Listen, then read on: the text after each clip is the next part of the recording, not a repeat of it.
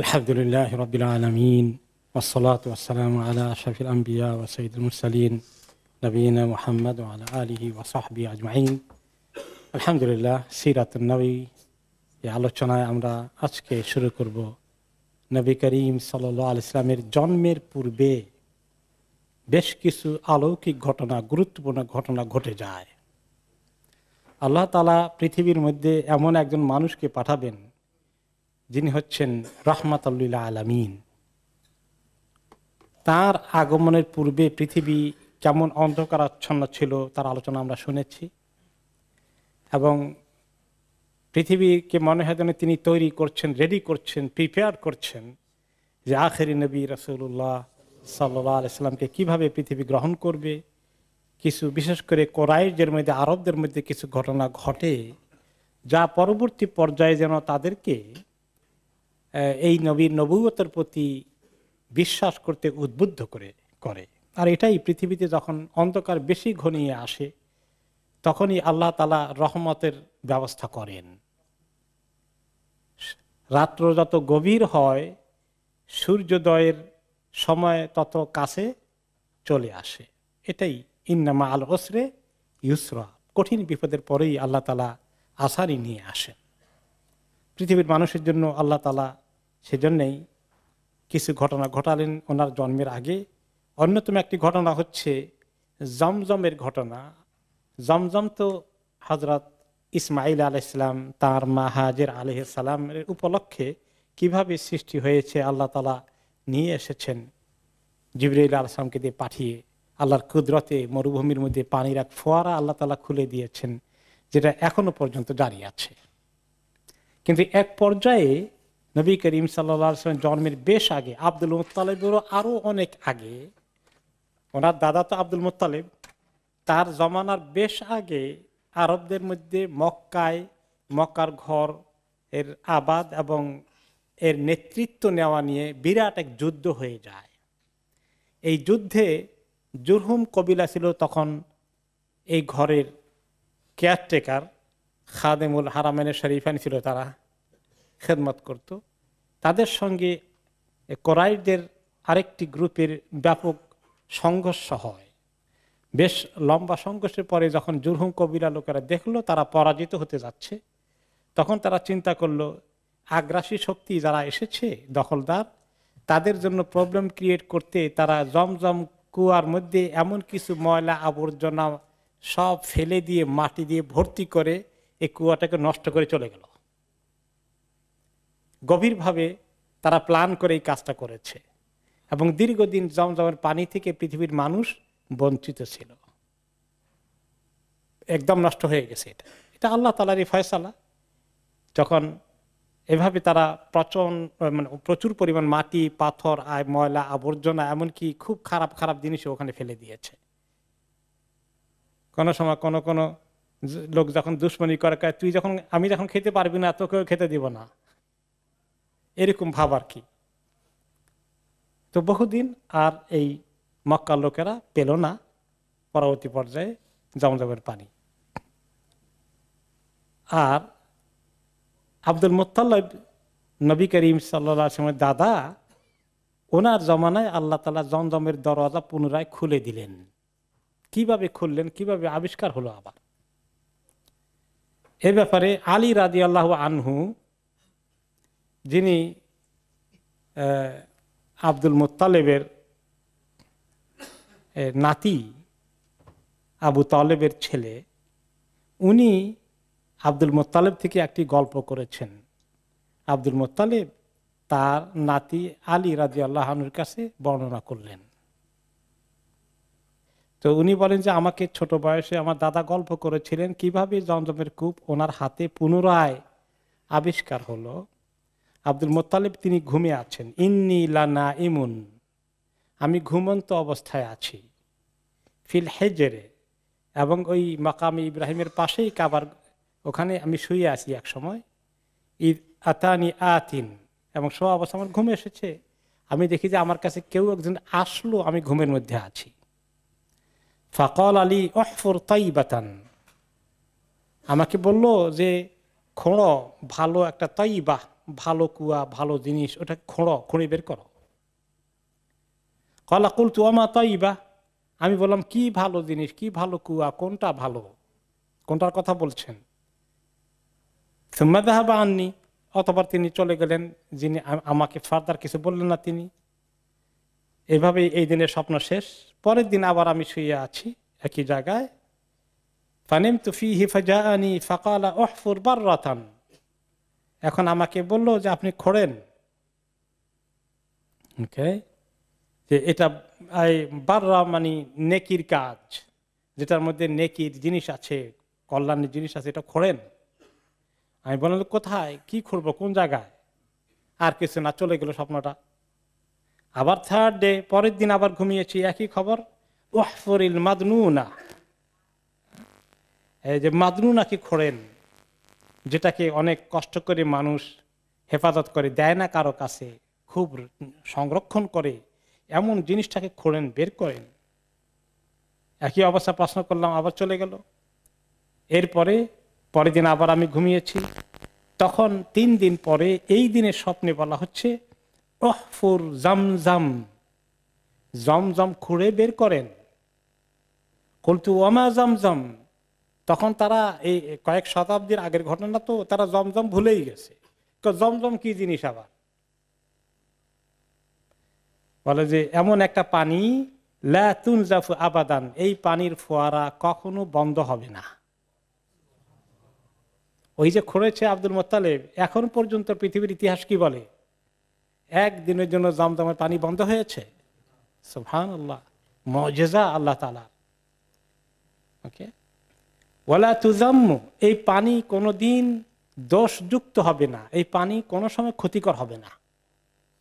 মাঝে মধ্যে গত প্রায় বছর 20 আগে পেয়েছিলাম জমজমের পানির ব্যাপারে নাকি রিসার্চ করে করে বললো যে এর মধ্যে আয়রনের পরিমাণ অনেক বেশি, ক্ষতিকর ইত্যাদি।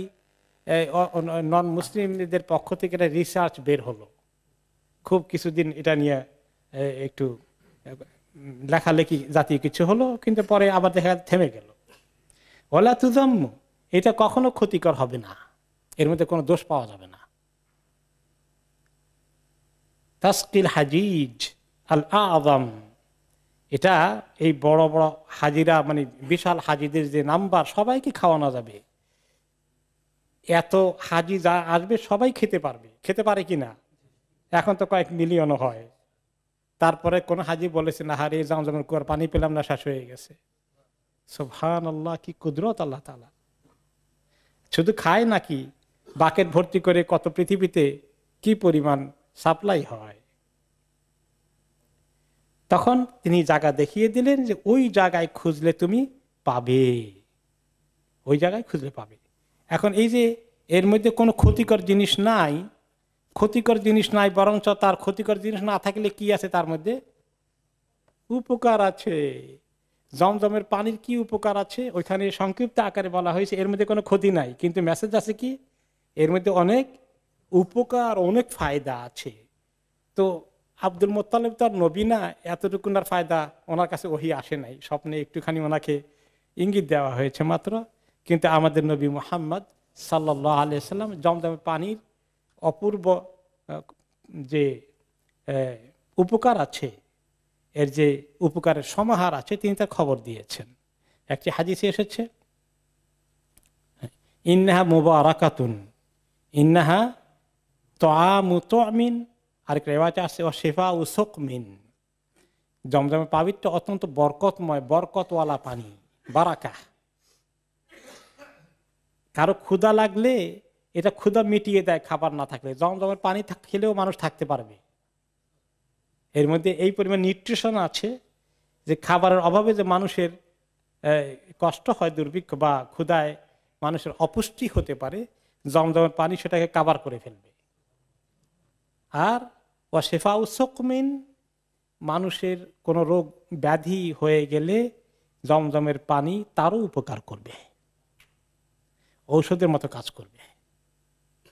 আর হাদিসে তিনি বলেছেন, আর এর ব্যাখ্যা দিয়েছেন, মা উজামজাম, আগের হাদিসটি এসেছে সহিহ মুসলিমে, পরের হাদিসটি আসছে দারকুতনি, হাকিম, এবং হাদিসটি সহিহ। ইবনে আব্বাস রাদিয়াল্লাহু আনহুমা নবী করিম সাল্লাল্লাহু আলাইহি ওয়াসাল্লাম থেকে বর্ণনা করেছেন, মা উ জামজাম লিমা শুরিবালাহ, যে জমজমের পানি যে উদ্দেশ্যে পান করা হয় সেই উদ্দেশ্য হাসিল হয়।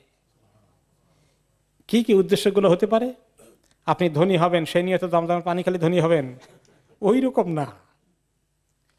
তার ব্যাখ্যা দিয়েছেন তিনি, ইন শারিবতাহু লিতাস্তাশফিয়া শাফাক আল্লাহ, তুমি আল্লাহর কাছে শেফা পাওয়ার নিয়তে জমজমের পানি খেলে আল্লাহ তাআলা তোমাকে শেফা দান করবেন, রোগ মুক্তি দান করবেন। ওয়া ইন শারিবতাহু লাশাবাআকা লিশাবাইকা আশবাআকা আল্লাহ, ক্ষুধা লেগেছে তাহলে ক্ষুধার খাবার কিছু নাই, যে ক্ষুধা নিবৃত্তি হওয়ার জন্য, ক্ষুধার অভাব দূর করার জন্য, পেটের মধ্যে যে ক্ষুধা লেগেছে সেটা দূর করার জন্য যদি তুমি পানি খাও সেই নিয়তে যে আল্লাহ খাবার তো নাই, এখন জমজম পানি খাচ্ছি, আল্লাহ আমার যেন মানে পেটের যে ক্ষুধার তাড়না আছে সেটা যেন কেটে যায়, মিটে যায়, তাহলে আল্লাহ তাআলা তোমাকে সেই রকম খাবার খেলে যেরকম তৃপ্তি হয় এরকম তৃপ্তি দান করবেন। ওয়া ইন শারিবতাহু লিকাতে যামাইকা কাতাহুল্লাহ, তোমার প্রচুর পিপাসা লেগেছে, কি দিয়ে যে পিপাসা দূর করব, অনেক সময় পিপাসার মধ্যে অনেক পানি খেলেও যেন পিপাসা মিটে না, এইরকম পিপাসার তোমার যদি চাহিদা সৃষ্টি হয়ে যায় তাহলে সেই নিয়তে খেলে আল্লাহ তাআলা তোমার পিপাসা দূর করে দিবেন, তোমার কণ্ঠকে আল্লাহ তাআলা ঠান্ডা করে দিবেন, মিটিয়ে দিবেন। ওয়াহিয়া হাজমাতু জিবরিল, এটা হচ্ছে জিবরিল আলাইহিস সালামের হাজমা। জিবরিল আলাইহিস সালামের হাজমা, হাজমা অর্থ কি? আসরুন দরাবাতু ফিল আরদি বিআকিবিহি আও জিনাহিহি। গত সপ্তাহে একজন প্রশ্ন করেছিলেন যে এটা হচ্ছে হাজমাতু জিবরিল, জিবরিল আলাইহিস সালাম এসে ওনার আইদার পায়ের গোড়ালি দ্বারা অথবা ডানার একটু সাইড দিয়ে তিনি একটু মৃদু আঘাত করেছেন, দরবা করেছেন, হয়তো ওনার পায়ের গোড়ালি দ্বারা অথবা ডানার অগ্রভাগ দিয়ে একটু মাটিতে আঘাত করেছেন, আর তখনই জমজমের পানির ফোয়ারা ছোটা শুরু হয়েছে। তো এটা জিবরিল আলাইহিস সালামের, তিনি হচ্ছেন আল্লাহ তাআলার কাছে সবচেয়ে সম্মানিত ফেরেশতা, তার মাধ্যমে আল্লাহ তাআলা এই কূপকে খনন করিয়েছেন, এই জন্য এর মধ্যে বারাকা অ্যাড হয়েছে। সুকি আল্লাহি ইসমাইল, আর ইসমাইল আলাইহিস সালাম যখন পিপাসায় ওনার জান ফেটে যাচ্ছিল তার জন্য আল্লাহ তাআলা এই পানির ফোয়ারা এনেছিলেন, কাজে এটা বরকতে পরিপূর্ণ। তো সেই বরকতের ধারা যখন তাদের কাছে চলে গেল, তারা তো আর পেল না বহুদিন, তখন আব্দুল মুত্তালিবকে আল্লাহ তাআলা পাঠিয়ে দিলেন। এখন আব্দুল মুত্তালিব স্বপ্নে এবার চতুর্থ দিনে স্বপ্ন পেলেন কি, যে এই জমজম কি জিনিস, অনেক বরকতওয়ালা পানি, এর মধ্যে কোনো ক্ষতি নেই, অনেক উপকার আছে, কোথায় আছে? ওয়াদুল্লাহ আলামা উদয়হা, স্বপ্নে তাকে দেখানো হলো এক্স্যাক্টলি লোকেশন কোথায়, এটা একদম মিশে গেছে, কোনো চিহ্নও নাই, আর আলামতও নাই, ওনাকে বের করা হলো। তখন তিনি এই দেখলেন এই মোবারক জিনিস, এটা তাহলে আমরা বের করতে হবে। মাহু ইবনুল হারিস ইবনু আব্দুল মুত্তালিব ওয়ালাইসা লাহু ইয়াউমাইদিন ওয়ালাদুন গায়রুহু, তিনি হারিস ইবনে আব্দুল মুত্তালিব, তার ছেলে ছিল প্রথম একমাত্র ছেলে, তখন তার আর কোনো ছেলে ওই সময় ছিল না, পরে আরো ছেলে হয়েছে, তাদের কাহিনী আসবে। তো হারিস ইবনে আব্দুল মুত্তালিব আর নিজে চলে গেল, এবং দুইজনে মিলে তারা অনেকক্ষণ পর্যন্ত খোঁড়াখুঁড়ি করলো, খুঁড়তে খুঁড়তে এক পর্যায়ে জমজমের পানির ফোয়ারা দেখা যাচ্ছে। এটা দেখা দেওয়ার পরেই কাব্বারা আব্দুল মুত্তালিব, আল্লাহু আকবার বলে উঠল আব্দুল মুত্তালিব, বলে নাই হবল আকবার,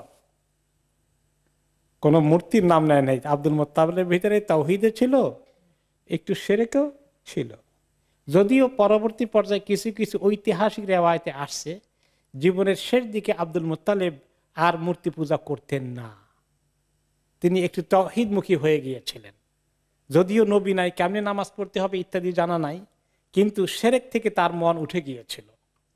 যাই হোক, তো তখন তিনি যেই আল্লাহ আকবরকে বিরাট চিৎকার করলেন, আশেপাশে কুরাইশরা দৌড়ে আসলো, আর দেশে তারা কি বললো, ওকে তাহলে আব্দুল মুত্তালিব বড় কিছু একটা আবিষ্কার করেছে, সবাই দৌড়ে আসলো। ফাকামু ইলাইহি ফাকালু ইয়া Abdul Muttalib ইন্নাহা বিউর আবিনা Ismail. Abdul Muttalib তো এটা খুঁজে বের করলেন। তারা বলে, ওহো, ওই কুয়া জমজম যেটার কথা আমরা শুনেছি বাপ দাদার মুখে, কিন্তু কোথায় আছে, হারিয়ে গেছে আমাদের কাছ থেকে, জেনারেশন পাই নাই, সেটা তো ইসমাইল আলাইহিসসালামের কারণে এসেছিল। সেটা যদি হয় তা আমরা কোরাইশের যত গোত্র উপগোত্র আছি, যত কবিলায় ভাগ হয়েছি, আপনি এটা খুঁড়লে কি হবে, এটার মালিকানা কিন্তু আমাদের সবার। কাজে আপনি একলা কিন্তু মালিকানা দাবি করতে পারবেন না।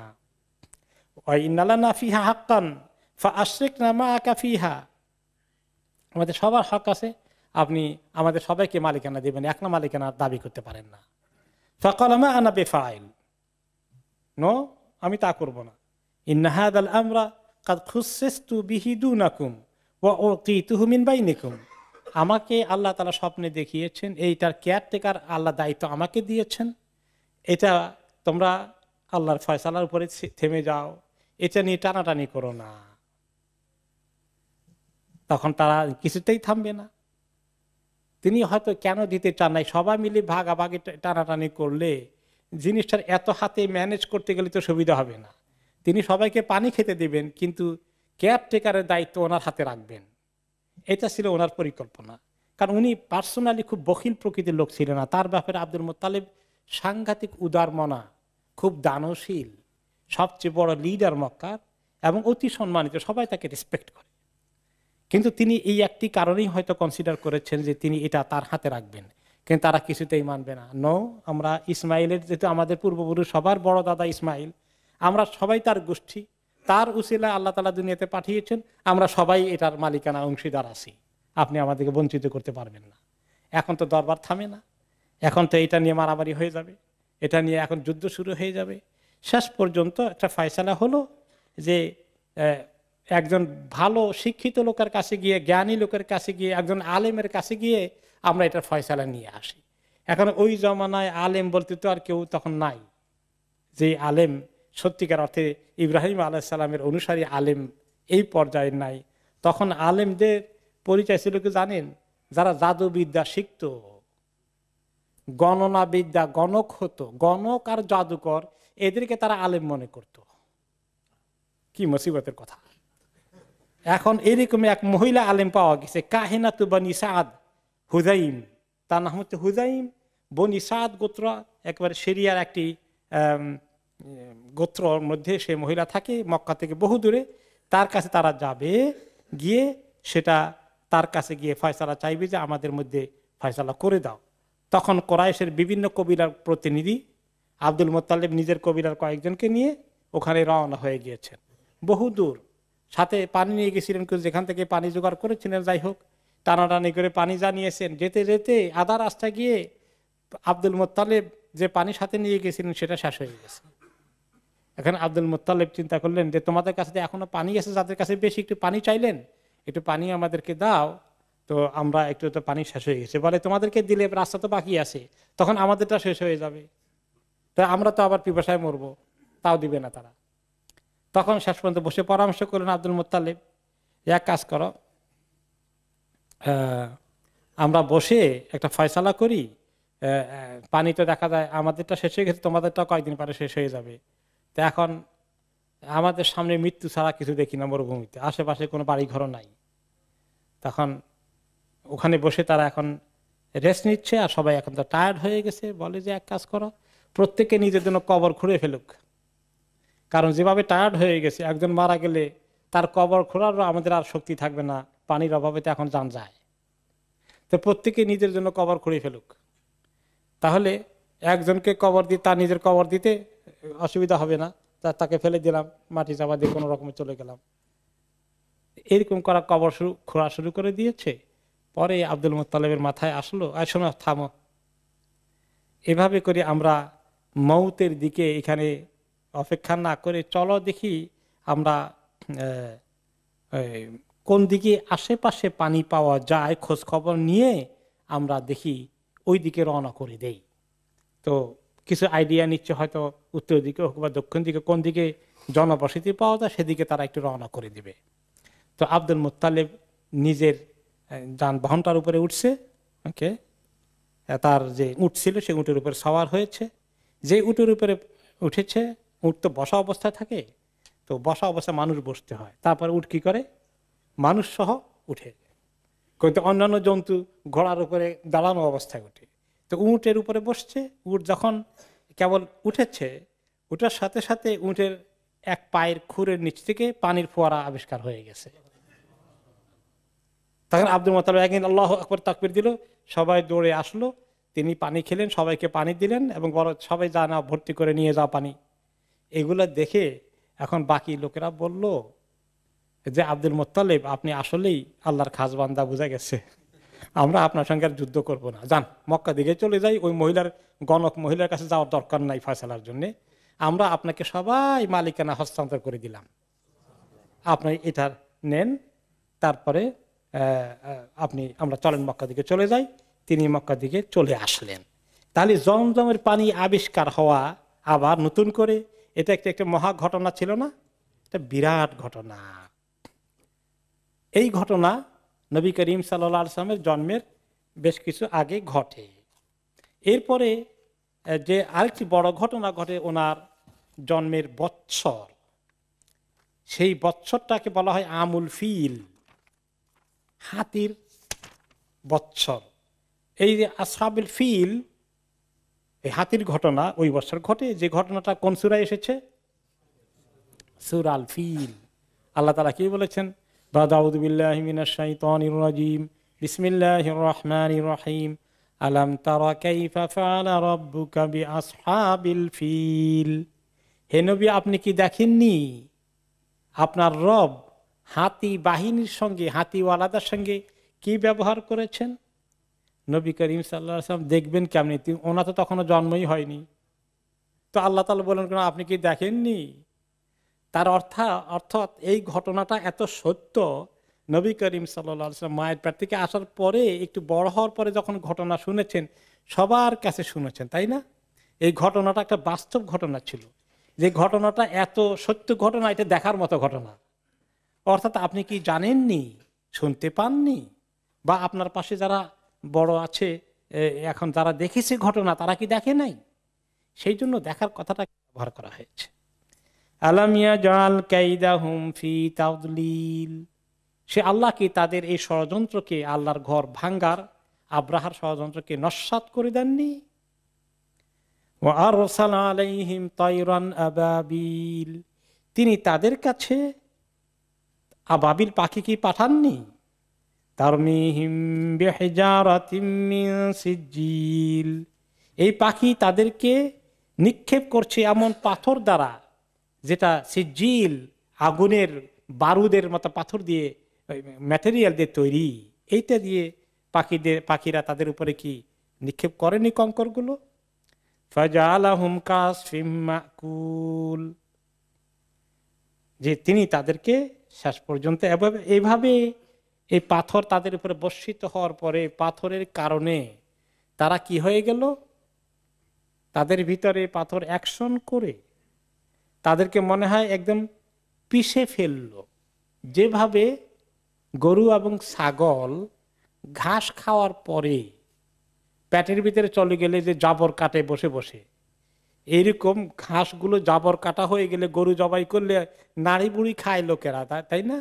নাড়ি বুড়ি খাওয়ার জন্য পেট থেকে কি করে, ওই যে জাবর যেগুলো আছে পেটের ভিতরে বের করে দেয়। দেখছে না কোনোদিন? খড়কুটাগুলো মনে হয় যেন একবার এরকম হয়ে গেছে। মানুষগুলো কি এইরকম করে ফেলেছিল পাথরগুলো, খালি মরে যায়নি, একদম হজম হয়ে গেছে মনে হয় যেন। সেই কাহিনী আল্লাহ তাআলা বললেন।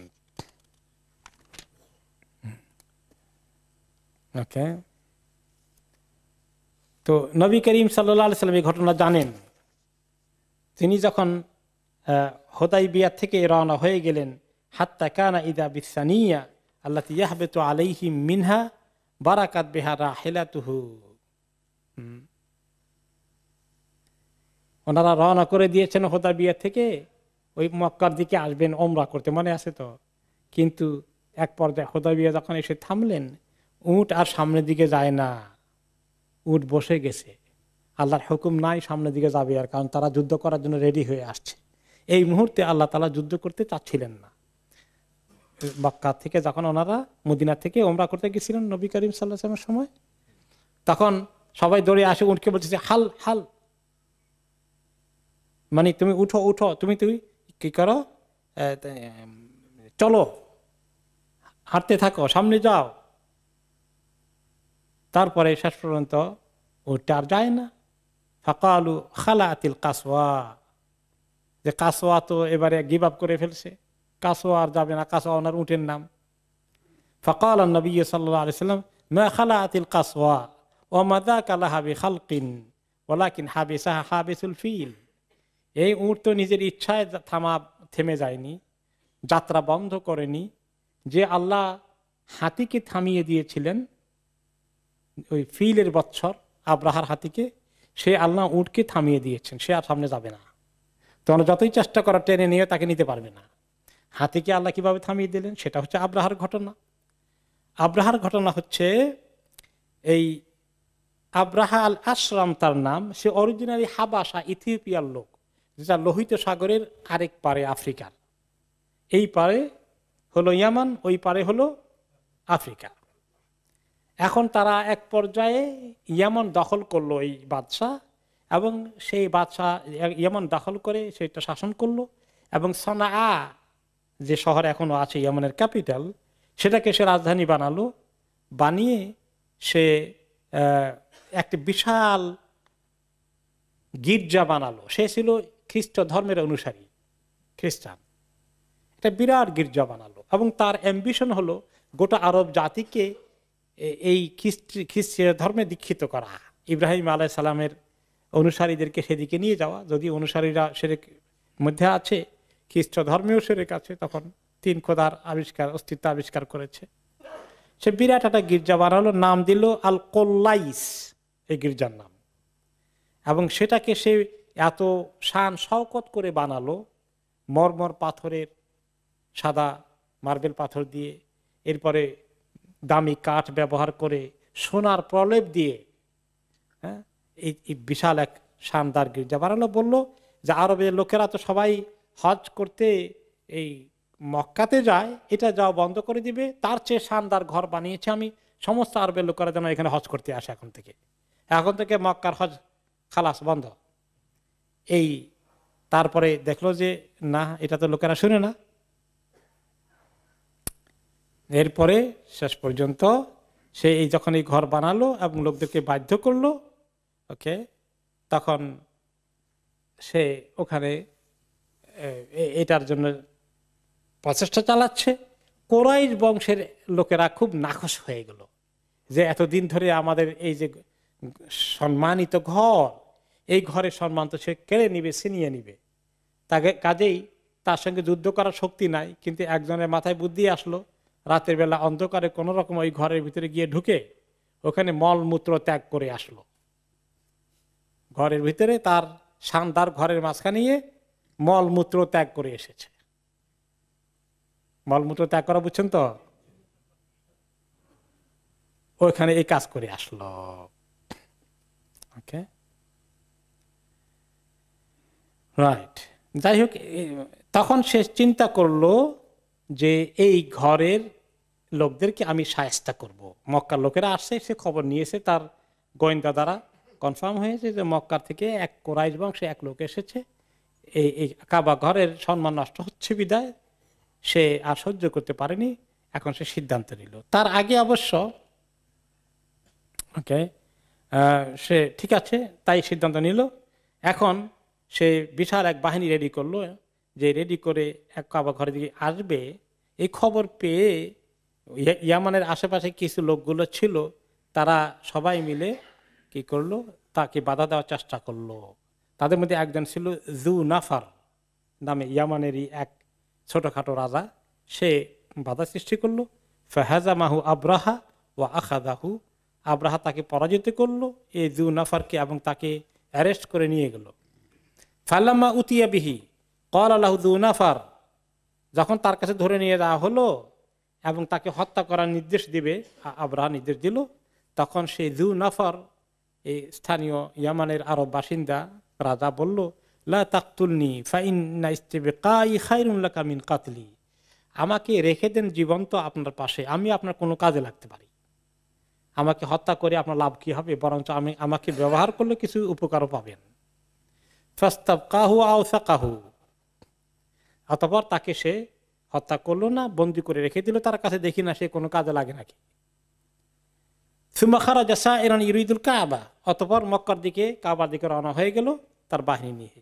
হাত্তা ইযা দানা মিন বিলাদি খাসআম, একটি কবিলা আছে কাবা শরীফের থেকে আসার বেশ আগে, ইয়ামান এবং সৌদি আরবের মাঝখানে খাসআম এলাকায় আসলো, একটা বিরাট কবিলা আছে। খারাজা ইলাইহি নুফাইল ইবনে হাবিব আল খাসআমি ওমান ইজতামা ইলাইহি মিন কাবাইল ইয়ামান, এবং সেখানে ওই কবিলার লিডার ছিল নুফাইল ইবনে হাবিব আল খাসআমি।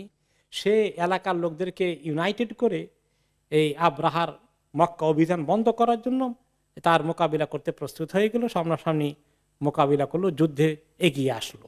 ফাকাতালুহু ফাহাজামাহুম ওয়া আখাযান নুফাইল, কিন্তু একই অবস্থায় নুফাইলকে পরাজিত করে দিল আব্রাহা, এবং নুফাইলকে অ্যারেস্ট করে ফেললো। যখন তাকে নিয়ে আসা হলো, তাকে হত্যা করার নির্দেশ দিল আব্রাহা। কিন্তু নুফাইল বলল, আইয়ুহাল মালিক ইন্নী আলিমুন বি আরদিল আরব ফালা তাকতুলনি, যে শোনেন বাদশাহ, আপনি তো আরব দেশে আসছেন, অরিজিনালি তো হাবাসার বাসিন্দা, এখন মক্কা যাবেন, এই সমস্ত পথ টথ কিচ্ছু তো আপনি চিনেন না, আমাকে হত্যা না করে আমি আপনাকে দরকার হলে হেল্প করব, আপনি আমাকে এগুলো চিনবেন না কিছু, আমি পথ চিনিয়ে দেওয়ার ব্যবস্থা করবে। ওয়া হাতানি ইয়াদায়া আলা কওমি বিসসামি ওয়াত তাআ, আর আমার দুই হাত দেখতে পাচ্ছেন, আমার এই দুই হাতের নেতৃত্ব আমার কবিলা সবাই শুনবে। আমি যদি আপনার সঙ্গে কোঅপারেশন করি তাহলে সবাই কোঅপারেশন করবে, আপনার আর কোনো মোকাবিলা করবে না কেউ। এখন দেখছেন এই দুইজনকে পাওয়া গেলে এরা কিরকম মানুষ, গাদ্দার, জান বাঁচানোর ভয় ভীরু কাপুরুষ। তারা দুইজনে প্রথমে আসলো মোকাবিলা করতে, হকের পক্ষে দাঁড়াতে, এখন বাতিলের সঙ্গে সঙ্গ দিয়ে পড়লো জান বাঁচানোর জন্য। দুনিয়ার মধ্যে কিছু হকওয়ালা মানুষ আছে, যখন দেখে যে হকের আওয়াজ বেশি সুবিধা না, তখন বাতিলের সঙ্গ দিয়ে দেয়, দেয় না এরকম? আজকের জমানায়ও আছে। এবার আস্তে আস্তে সে ইয়ামান অতিক্রম করে সৌদি আরবের বর্তমানে সীমানায় তায়েফে এসে পৌঁছলো। আর তায়েফের মধ্যে আছে তায়েফের লিডার কবিরার মাসউদ ইবনে মুআত্তাব, সাকিব গোষ্ঠীর সে লিডার। তার সঙ্গে যখন আসি উপস্থিত হয়ে গেল বিরাট বাহিনী নিয়ে, এখন তো সাকিব বেচারা তো এই কবিরার লোকেরা, তাদের লিডার মাসউদ এগিয়ে আসলো, এসে বলল, আইয়ুহাল মালিক নাহনু আবিদুন লাকা লাইসা লাকা ইনদানা খিলাফ, যে বাদশাহ আপনি কি চান, আমরা আপনার সার্ভেন্ট হয়ে যাব, কি চান হুকুম দেন, কোনো যুদ্ধ দরকার নেই, বিনা যুদ্ধে আত্মসমর্পণ, কি চান, আমরা আপনাকে ফুল কোঅপারেশন করব, আপনার সঙ্গে আমাদের কোনো, কি চান আপনি সব বিষয়তে আমরা একমত হয়ে যাব। ওয়ালাইসা বাইনানা ওয়া বাইনাকা আল্লাযী তুরিদ ইয়ানুন আল্লাত ইন্নামা তুরিদুল বাইতাল্লাযী বিমাক্কা নাহনু নাবআসু মাআকা মিন মান ইয়াদুল্লুকা আলাইহি, বলে যে আপনি তো মক্কা যাচ্ছেন, যেটা লাতের ঘর, লাত মানাত আছে যে আল্লাহর ঘর, এটাও বিশ্বাস করে না, ওখানে লাত মানাত হলো মক্কাওয়ালাদের বা লাত, বলে যে আমাদের যেটা আছে, এই আমাদের মাবুদে আপনি গায়ে কোনো হাত দিবেন না আশা করি, তাদের যে মূর্তি আছে, আর লাতকে ধ্বংস করে ফেললে আমাদের অসুবিধা নাই, আমরা আপনার সঙ্গে আসি, বরঞ্চ আপনার সঙ্গে ওই তায়েফ থেকে সামনের রাস্তা কিভাবে কোনখান দিয়ে সুবিধা হবে, এটার জন্য একজন আমরা আপনাকে দলিল পাঠিয়ে দিব যে আপনাদেরকে রাস্তা দেখিয়ে দিবে। ওকে, ফাবাআস মাহু মাওলা লাহুম ইউকালু লাহু আবু রিগাল, আবু রিগাল নামে তায়েফবাসীরা তাদের একজন এক্সপার্ট রাস্তা চিনি এরকম লোক তার আব্রাহার সঙ্গে দিয়ে দিল। তাহলে 3 গাদ্দার বাইর হলো, তাই না, সহযোগিতা করতেছে দুশমনের সঙ্গে। ওকে, মীর জাফর কিভাবে সহযোগিতা করছিল ইংরেজদেরকে দেশ দখল করার জন্য, তো এইরকম যুগে যুগে মীর জাফরের অভাব আছে? অভাব নেই। ওকে, ফাখারাজা মাহুম হাত্তা ইযা কানা বিল মুগাম্মিস মাতা আবু রিগাল। ওকে, মক্কা আসার আগেই আবু রিগালের উপর আল্লাহর অভিশাপ হয়ে গেল, সে ওখানে মারা গেল, আর পথ দেখানো লাগলো না। ওয়াহু আল্লাযী রুজিমা কবরুহু, আর ওই তখন মক্কার লোকেরা আব্রাহার ঘটনার পরে মক্কা থেকে তায়েফ আসতে, তায়েফ থেকে মক্কা যদি এই রাস্তা দিয়ে পার হয়ে যেত, যতবার রাস্তা দিয়ে পার হতো এর কবরের মধ্যে খালি পাথর নিক্ষেপ করতো আর লানত করতো যে আব্রাহাকে রাস্তা দেখিয়েছিল। ওকে, তারপর অবাসা আব্রাহা মিনাল মুগাম্মিস রাজুলান ইউকালু লাহুল আসওয়াদ ইবনে মাকসুদ আলা দামাতে খাইলিহি। এখান তো তারা অনেকখানি মক্কার কাছে এসে গেছে তাইফ থেকে।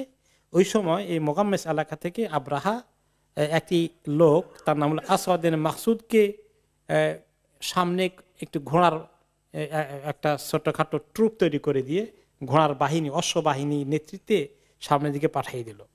ফাজামা ইলাহি আহলুল হারাম ও আসাব আলী আব্দুল মুত্তালিব মিআতাই বাঈর বিল আরাক। অতঃপর তারা গিয়ে এই ঘোড়সওয়ার বাহিনী, আব্রাহার বাহিনী, মক্কার লোকদের যেখানে গরু ছাগল চড়াতো তারা, বা উট টুট এগুলা সবগুলোকে সিজ করে দখল করে নিয়ে আসলো। কারণ মক্কার লোকেরা তো যুদ্ধের জন্য প্রস্তুত না। তা আব্দুল মুত্তালিব নিজে ধনী ছিলেন, তার 200 উটকে নিয়ে এসেছে। 200 উট আরব দেশে বিরাট এক সম্পদ না ওই সময়। উট হলো সবচেয়ে বড় সম্পদ, উটের চেয়ে বড় সম্পদ আর কিছু নাই। এত নিয়ে আসা হয়েছে। অতঃপর এগুলো যখন নিয়ে আসা হয়েছে, মক্কা আলাদের খবর কি? এখন তো তারা টের পেয়ে গেছে আব্রাহা আসছে, তারা কি তার সঙ্গে যুদ্ধ করবে না আত্মসমর্পণ করবে? তো আলাপ আলোচনা করার জন্য আব্রাহা তার নিজের আরেকটি লোককে পাঠালো, হুনাতা আল হেমিয়ারি, সে ইয়ামানের বাসিন্দা, আরব মানুষ, আব্রাহার পক্ষের লোক, তাকে পাঠালো। সাল আন শরীফিহা সুম্মা আবলিগহু আন্নী লাম আতি লিকিতালিন ইন্নামা জিতু লিআহদিমা হাদাল বাইত। তাদেরকে গিয়ে তুমি বলো, তাদের যে লিডার আছে মক্কার, যে আমি যে আসছি বাহিনী নিয়ে, আমার উদ্দেশ্য তোমাদের সঙ্গে যুদ্ধ বিগ্রহ রক্ত খুনাখুনি কিচ্ছু আমার টার্গেট না, কিচ্ছু আমার উদ্দেশ্য না। আমার উদ্দেশ্য হলো এই ঘরটাকে আমি শেষ করে যাব, শুধু কাবা ঘরকে আমি মাটির সঙ্গে মিশিয়ে দেব, আর কারো কোনো ক্ষতি করব না। এখন সে মক্কায় আসলে আব্দুল মুত্তালিবের খোঁজ করলো, তোকে দেখা হয়ে গেল, তখন এই খবর দিল। ওকে, তো ওকে আব্দুল মুত্তালিব তখন বলল, আচ্ছা এই খবর শুনে সে যুদ্ধ করবে না, আমাদের ব্যাপারে তার কোনো দুশ্মনী নাই, তো না আপনাদের ব্যাপারে কোনো দুশ্মনী নাই। তখন সে বলল, অসুবিধা নাই, তাহলে সানুখাল্লি বাইনাহু ওয়া বাইনাল বাইত, তার মধ্যে আর আল্লাহর ঘরের মধ্যে আমরা ছেড়ে দেব। ফাইন খালা আল্লাহু বাইনাহু ওয়া বাইনাহু ফাওয়াল্লাহি মা লা নাবিহি কুওয়া। আল্লাহ যদি নিজেই তাকে চান্স দিয়ে দেন মক্কার ঘরকে নষ্ট করার জন্য, ধ্বংস করার জন্য, তাহলে আল্লাহ যদি অ্যালাউ করেন, তা আমরা ঠেকাবো কেমনে? কাজেই আমরা বাধা দেব না, আমরা এই ব্যাপারে কোনো যুদ্ধের জন্য প্রস্তুত না। এটা আল্লাহর ঘর, আমাদের বিশ্বাস আছে, দেখা যাক আল্লাহ তাআলা এটা নিয়ে কি করেন। এরপরে ফাখারা জামাহু, অথবা তাকে বলা হলো যে আপনি চলেন, আপনি আমাদের আব্রাহার সঙ্গে দেখা করেন, উনি আপনাকে দেখতে চেয়েছেন, আলাপ আলোচনা করে একটা সুন্দর ঐক্যমতে পৌঁছার জন্য। তখন সেখানে আসলো। ওয়াকানা যু নাফর সাদিকান লিআবদুল মুত্তালিব ফাআতাহু ফাকালা ইয়া যা নাফর হাল ইনদাকুম মিন গানাইন ফিমা নাযালা বিনা। ওইখানে এসে দেখে ওই যে যু নাফর আসছিল, ইয়ামানে যে যুদ্ধ করতে এসেছিল, কার সাথে, কার বাধা দিতে আসছিল? আব্রাহার বাধা দিতে আসছিল, ইয়ামানের স্থানীয় শাসক। পরে তো সে আব্রাহার সঙ্গে একমত হয়ে বলে যে আমি আপনাকে হেল্প করবো, চলেন, নিজের যান বাঁচানোর জন্য। ওইখানে আব্দুল মুত্তালিব এসে দেখে যে যু নফর ওখানে আছে। যু নফরের সঙ্গে আব্দুল মুত্তালিবের পরিচয় আছে, কারণ আব্দুল মুত্তালিব মক্কার লিডার, আর যু নফর ইয়ামানের ওই এলাকার লিডার। তাদের মধ্যে যোগাযোগ আছে, আর তাদের মধ্যে বন্ধুত্ব আছে, একটা সম্পর্ক আছে। তাকে দেখে আব্দুল মুত্তালিব খুশি হলেন, এসে তার সাথে কানে কানে কথা বললেন যে মুসিবতে পড়ছি, তুমি তো দেখি ওনার সঙ্গে আসো, তো আমাদেরকে কোনো হেল্প করতে পারবা এই মুসিবত থেকে উদ্ধার করার জন্য? তার মানে আল্লাহর ঘরটা ধ্বংস করে ফেলবে, তো কিছু তুমি করতে পারো কিনা, তাকে থামাইতে পারো কিনা? ফাকাল মা গিনা আরাজুলিন আসির লা ইয়ামানু মিন আন ইউক্তালা বুকরাতান আও আশিয়া। সে বলে, তুমি আমার অবস্থা দেখো না, আমি তো ওর কাছে বন্দী অবস্থায় আছি, সে আমাকে সকালে খুন করবে না বিকালে খুন করবে, এ তালে আছে, কিছু পাইলে আমার থেকে উল্টা পাল্টা।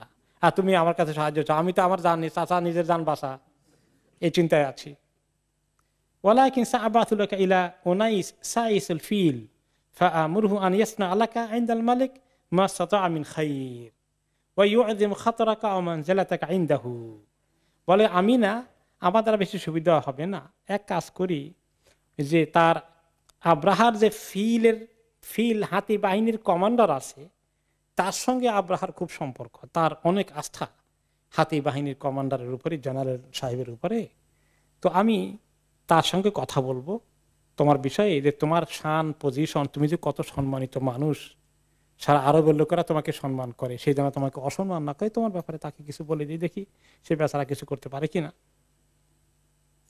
ওকে, তারপরে আনিসের কাছে নিয়ে বললো, দেখো এই সাইয়্যিদ কোরাইশ, কোরাইশদের লিডার, সাহিব ইরে মাক্কা, যে তোমার আন্ডারে যে আরেক ঘোড়ার বাহিনীর লিডার গিয়ে তো এই বেচারা সব উটগুলো নিয়ে আসছে, এই উটের মালিক হলেন ইনি। আর এই লোকটা অনেক গুণ আছে, আল্লাহ ইউতইমুন নাস ফিস সাহাল ওয়াল উহুশ ফিল জিবাল। ওকে, যে ব্যক্তি মানুষকে খাওয়ায়, এমনকি পশু পাখিকে, জানোয়ারগুলোকে খাওয়ায়। আব্দুল মুত্তালিব উট জবাই করে নিজে গোশত খেতেন, আশেপাশের লোকদেরকে খাওয়াতেন, অভাব অনটনের লোকদেরকে খাওয়াতেন। কিছু অংশ পাহাড়ের উপরে নিয়ে শিয়াল, বিভিন্ন জানোয়ার, কবুতর, পশু পাখি এরকম ছিটিয়ে দিয়ে আসতো। প্রত্যেক দিন সেই কাজ করত বেচারা। এই সমস্ত তার এগুলো পরিচয় আছে আরব সমাজের মধ্যে, যে সে শুধু মানুষকে খাওয়া না, সে পশু পাখিকে খাওয়ায়। তো এই বেচারা হলে এই অবস্থা। আর আসাব আলাহুল মালিক মিয়াতাই বাইর, ঘোড়ার বাহিনী বাদশার পক্ষ থেকে তাদেরকে পাঠানো হয়েছে, তারা তার 200 উট নিয়ে এসেছে।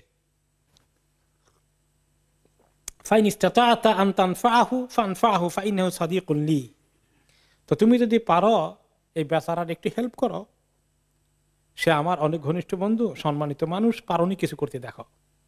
তা আনিস যে কমান্ডার হাতি বাহিনীর, সে আব্রাহার সঙ্গে দেখা করতে গেলে খবরটা নিয়ে, এবং তাকে নিয়ে গেল, এই আব্দুল মুত্তালিবকে নিয়ে গেল। বলল যে এই যে নিয়ে আসছি সাইয়্যিদ কোরাইশ, কোরাইশদের বড় লিডার, সাহিব ইর মক্কা, মক্কার মানে বাহিনীর তিনি লিডার, তার উটগুলো তার, আর সেইভাবে মানুষকে পশুকে সবকিছুকে খাটায়। ওকে, ওয়ান্নাহু আহাব্বা আন তা'দানা লাহু, আর তিনি চাচ্ছেন আপনার সঙ্গে দেখা করে কথা বললে আপনি যদি মোটামুটি তাকে ভালো ট্রিটমেন্ট করেন, তাহলে সে আপনার সঙ্গে একটা অ্যাপয়েন্টমেন্ট চায়। ফাকাদ জাআকা গায়রু নাসিবিন লাকা ওয়ালা মুখালিফুন আলাইকা, সে আপনার সঙ্গে কোনো খারাপ উদ্দেশ্য নিয়ে, দুরভিসন্ধি আপনার সঙ্গে যুদ্ধ করতে, আপনাকে হত্যা করতে, এরকম কোনো মিশন নিয়ে আসে নাই, জাস্ট আপনার সঙ্গে একটা ভিজিট করতে চায়। ওকে, তাকে পারমিশন দেওয়া হলো। আর যে আব্দুল মুত্তালিব ঢুকছে, ওয়াকানা আব্দুল মুত্তালিব রাজুলান আযীমান জাসীমান ওয়াসীমান, সে সাংঘাতিক অনেক বড় সাইজ, দেখতে শুনতে মানানসই, মাশাআল্লাহ, দেখলেই চোখ লেগে যায়। ফালাম্মা রাহু আবরাহা আযযামাহু ওয়া আকরামাহু, সে তাকে দেখে আব্রাহাম মনের ভিতরে বিশাল মানে সম্মান সৃষ্টি হয়ে গেল এই লোকটার ব্যাপারে। ওয়াকারিহা আন ইয়াজলিসা মাহু আলা সারিরিহি, তার মনে চাইছিল যে তাকে ধরে নিজে যে সিংহাসনের মতো আসনে যেখানে বসছে ওইখানে বসাবে, চিন্তা করলো যে এত সম্মানিত লোক আমার পাশে বসাই। ও আন ইয়াজলিসা তাহতাহু, অথবা তাকে ওখানে বসাই, সে নিজে নিচে বসবে, এরকম তার মনের ভিতরে রোব সৃষ্টি হয়ে গেছে। ফাহাবে তাইলাল বিসাত, ওকে, কিন্তু শেষে চিন্তা করলো যে আমি যখন তাকে ওখানে বসাই আর আমি নিচে বসি, তাহলে আমার বাহিনী এবারে আমার থেকে তার গুরুত্ব দেওয়া বেশি শুরু করে দেবে, তার এক মুশকিল। তখন দুইজনে বলেই সে নিজে নেমে দুইজনের সঙ্গে একসঙ্গে নিচে বসলো, হ্যাঁ, নিচে পাটি বিছায় নিচে বসলো। তো খোঁজ খবর নিয়ে বললো যে কি মনে করে আসছেন, কি উদ্দেশ্যে আপনি আসছেন? আব্দুল মুত্তালিবকে জিজ্ঞেস করলো। বলে যে আইয়ুহাল মালিক ইন্নাকা কাদ আসাবতালি মালান আযীমান ফারদুদহু আলাইয়া, যে আমার 200 উট নিয়ে আসছেন, তো আপনি আমার উটগুলো ফেরত দিয়ে দেন, এটাই আমার মেইন রিকোয়েস্ট। ফাকাল লাহু লাকাদ আজাবতানি হিনা রাআইতুকা ওয়া লাকাদ যাহিদতু ফিকা, যখন আপনাকে দেখছিলাম আপনার চেহারা, ব্যক্তিত্ব, শখসিয়ত, পার্সোনালিটি, এগুলো দেখে তো আমি সাংঘাতিকভাবে আপনার প্রতি সম্মান সৃষ্টি হয়ে গেল, কিন্তু আপনার কথা শুনে সব সম্মান আমার বিদায়নী হয়ে গেছে। আমি কি দোষ করলাম? কলে জিতু ইলা বাইতিন হুয়া দীনুকা ওয়া দীনু আবাইকা ওয়া ইসমাতুকা মান আতুকুম লিউহদিমাহু ফালান তুকাল্লিমনি ফিহি ওয়া তুকাল্লিমনি ফি মিআতাই বাঈরিন লাক, যে আমি আসছি আপনার এই যে ঘর কাবা আছে, যেটা আপনাদের দিন কেন্দ্র, আপনার বাপ দাদা ইব্রাহিম ইসমাইলের কাহিনী যার সঙ্গে জড়িত, আপনারা এটার কেয়ারটেকার সারা জীবন করে আসছেন, সেই ঘর চূর্ণ বিচূর্ণ করতে এসেছি, সেইভাবে একটা কথা বললেন না, খালি নিজে 2টা উটের চিন্তায় আছেন। আপনি এত ছোট লোক, আমি তো চিন্তা করি নাই। ক্বালা আনা রাব্বু হাযিহিল ইবিল ওয়া লিহাযাল বাইতি রাব্বুন সায়ামনাউহু, যে আমি তো উটের মালিক, এই ঘরের মালিক আরেকজন আছেন, তিনি যদি চান রক্ষা করতে, তিনি রক্ষা করতে পারবেন, ওইটার দায়িত্ব আমার নাই, ওটা চিন্তা আমি করি না।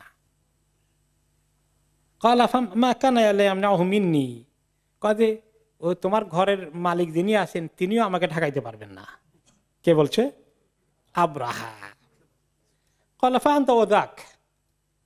So this is the pride and arrogance, তাই না? যারা দুনিয়ার মধ্যে বড় শক্তিশালী কোন কিছু শক্তির অধিকারী হয়ে যায়, পরাশক্তির অধিকারে সুপার পাওয়ার হয়ে যায়, তারা দুনিয়াকে আর কেয়ার করে?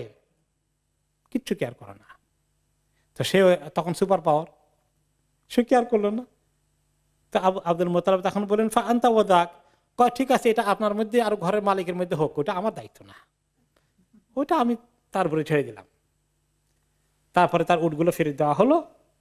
অক্টোবর উট নিয়ে ফেরত আসেন আব্দুল মুত্তালিব মক্কার মধ্যে, খবর দিলেন কুরাইশদেরকে যে এখন তোমরা এক কাজ করো। তার মনে আসছে যে আল্লাহ কিছু একটা করবেন, ঘটাবেন, কাজে তোমরা এই শহর ছেড়ে তার মোকাবিলার দরকার নেই, পাহাড়ে চূড়ায় নিরাপদ আশ্রয়ে চলে যাও, তোমাদের ছেলে মেয়েকে নিয়ে শহর ছেড়ে দাও। কারণ আল্লাহর গজব যদি আসে এই শহরের যখন আক্রমণ করবে, তখন তো গজব তো আবার চতুর্দিকে ছড়িয়ে যেতে পারে, কাজে তোমরা সেফ সাইডে চলে যাও। এরপরে আসবাহা আবরাহা বিল মাগমাসি কাদ তাহাইয়া আলী দুখুল, মাগমাস এলাকায় আসলো, সে এখন রেডি, এবার অ্যাটাক করবে। ওয়া আবা আজাইশাহু ওয়া কাররাবা ফিলাহু ওয়া হামালা আলাইহি মা আরাদা আন ইয়াহমিল ওয়া হুয়া কায়েম। এরপরে সে উঠলো, এখন সমস্ত বাহিনী রেডি, সে বড় হাতির উপরে সওয়ার হবে। এখন হাতিকে উঠানোর জন্য হাতির যে মাহুত আছে তাকে নিয়ে আসা হলো। এখন হাতি তো আর উঠে না, কিন্তু উঠছে। উঠার পরে আব্রাহা বসছে, বসার পরে হাতিকে এখন মুভ করার জন্য মক্কার দিকে, কাবার দিকে পুশ করা হচ্ছে। কিন্তু বেশি যখন ধাক্কাধাক্কি করে, ঠেলাঠেলি করে, তখন হাতি বসে যায়। এমনকি হাতির মাথার মধ্যে একটা হাতুড়ি দিয়ে পিটাই দিল, পিটাতে যে হাতিকে ঠেলার জন্য, কিন্তু কোন রকমে হাতি যায় না। এবারে যখন আবার এটাকে দেখা যায়, এটা হাতি কি তার পা অবশ হয়ে গেছে, কি চলতে পারে না নাকি, তা হাতিকে আবার ইয়ামানের দিকে যখন ঘুরাই দিল, এখন তো হাতি চলা শুরু করে দিছে, উত্তর দিকে দক্ষিণ দিকেও, সব 3 দিকে যায়, কিন্তু মক্কার দিকে যায় না, কাবার দিকে যায় না। এভাবে করতে করতে তারা যখন এই হাতিকে এরকম অত্যাচার করছে তীব্রভাবে আর হয়রান হয়ে যাচ্ছে, এই জায়গাটার নাম কোন জায়গায় মুহাম্মাস আছে, কোন জায়গায় আছে ওয়াদি আল মুহাসসার। ওয়াদি আল মুহাসসার, এইখানে এই সময় আল্লাহ রাব্বুল আলামিন লোহিত সাগরের দিক থেকে, জেদ্দার পাশে যে লোহিত সাগর আছে, এই রেড সির দিক থেকে পাখির বাহিনী চলে আসছে, তায়রান আবাবিল। হ্যাঁ, এই ছোট পাখিগুলোর সাইজ খুব বেশি বড় নয়, চড়ুই পাখি থেকে আর একটু বড়। হ্যাঁ, মাকুল্লি তৈরিন সালাসাতু আহজার, প্রত্যেকটি পাখির সঙ্গে 3টা করে ছোট ছোট পাথর, মুখে ঠোঁট দিয়ে ধরা 1টি পাথর, আর 2 পায়ের মধ্যে আঙ্গুল দিয়ে ধরা 2টা করে পাথর। হ্যাঁ, এই 3টা পাথর নিয়ে পাখিগুলো উড়ে আসছে। আর এই পাথরগুলো সাইজ কদ্দুর, ম্যাক্সিমাম চিকপি, চানা, চানার সাইজ, চানা বুট। ওকে, তারপরে শুরু করে দিল, এই পাখি থ্রো করা শুরু করে দিল। তখন সেই উপলক্ষে যে সূরা আসলো এটা আমরা শুনেছি। এরপরে কিছু লোক ওইখানেই মারা গেল, একেবারে তারা মানে ওই যে কাসফে মাকুল হয়ে গেল। আর কিছু লোক সঙ্গে সঙ্গে মারা যায়নি, তারা কিছুটা আহত হয়ে সবগুলো এখন রণে ভঙ্গ দিয়ে ইয়ামানের দিকে রওনা করে দিল। আব্রাহা নিজেও তাৎক্ষণিকভাবে মরে যায়নি, তার শাস্তি আর একটু লম্বা করার জন্য আল্লাহ তাআলা তাকে আহত অবস্থায় ইয়ামানের দিকে সে ফিরে গেল। ইয়াতাসাকাতুনা ফি কুল্লি বালাদ, পথে পথে আসছে, যেগুলো মারা গেল তো মারা গেলেই ওখানে, বাকিরা পথে ফিরতে ফিরতে রাস্তার মধ্যে কিছুক্ষণ পরে পরে কিছু পড়ে যাচ্ছে, মরে যাচ্ছে, পড়ে যাচ্ছে, মরে যাচ্ছে, এভাবে আসতে ওকে আব্রাহার শরীর এমন হয়ে গেল, সে আসলো ঠিকই, কিন্তু তার আঙ্গুলের নখ পড়ে গেল, পরে আঙ্গুল পড়ে যাচ্ছে, এরপরে তার মুখে দিয়ে কাশি আসছে, রক্ত আসছে, আস্তে আস্তে এরকম অবস্থায় সে ইয়ামানে পৌঁছতে পৌঁছতে শুকাতে শুকাতে পাখির মতো নিজেই হয়ে গেছে। মানে শেষ পর্যন্ত সে মারা গেল। এই ঘটনা ঘটছে নবী করিম সাল্লাল্লাহু আলাইহি ওয়াসাল্লামের জন্মের কয়দিন আগে জানেন? বেখামসিন আও বেখামসিন ওয়া খামসিনা ইয়াওমান, 50 দিন অথবা 55 দিন আগে এই ঘটনাটা ঘটে। 55 দিন আগে অথবা 50 দিন আগে এই ঘটনা ঘটে। কিছুদিনের মধ্যেই আব্রাহা মানে হালাক হয়ে গেল। এই ঘটনার মধ্যে অনেকগুলো শিক্ষা। কি কি শিক্ষা আছে? এক নম্বর হচ্ছে আল্লাহ তাআলার এই যে ঘর, এই ঘরের দায়িত্ব আল্লাহ তাআলা নিজে নিয়েছেন এবং এই ঘরওয়ালাদেরকে আল্লাহ তাআলা নিজে নিরাপত্তা দিবেন। এমনকি তারা কাফির মুশরিক এত মূর্তির ইবাদত করা সত্ত্বেও তাদের নিরাপত্তা হয়ে গেল। ওমান দাখালাহু কানা আমিনা, যে ব্যক্তি এই হারাম এরিয়া দখল ঢুকবে, প্রবেশ করবে, আল্লাহ তাকে নিরাপত্তা দিবেন। তার 2 নম্বর পাওয়া গেল যে খ্রিস্টানদের এই যে হিংসা বিদ্বেষ ইসলামের বিরুদ্ধে, এটা কিন্তু তখন থেকেই দেখা যাচ্ছে আছে। কিন্তু আল্লাহ রাব্বুল আলামিন পৃথিবীর মানুষ ইসলামের বিরুদ্ধে যতই ষড়যন্ত্র করুক, আল্লাহ তাআলা সেই ষড়যন্ত্রকে নস্যাৎ করতে পারেন নাকি পারেন না? না শুধু খালি আল্লাহ আব্রাহাকেই পারছেন, এই জমানার কাউকে আল্লাহ আর পারবেন না এরকম নাকি? নাউজুবিল্লাহ, আল্লাহর শক্তি আছে। এরপরে কিছু লোক হক বুঝার পরেও দেখা যায় হকের ব্যাপারে শক্ত থাকতে পারলো না, পিছপা হয়ে যায়। প্রেশার আসলে, চাপ আসলে দুশ্মনদের সঙ্গে গিয়ে শেষ পর্যন্ত হাত মিলায়। এগুলো কিছু এক্সাম্পল পাওয়া গেল। প্রথমে আসলো জেহাদ করার জন্য, একেবারে তার মোকাবিলা করবে, পরে একদম এমন আত্মসমর্পণ করলো যে এখন তার দ্বারা ব্যবহৃত হতে লাগলো।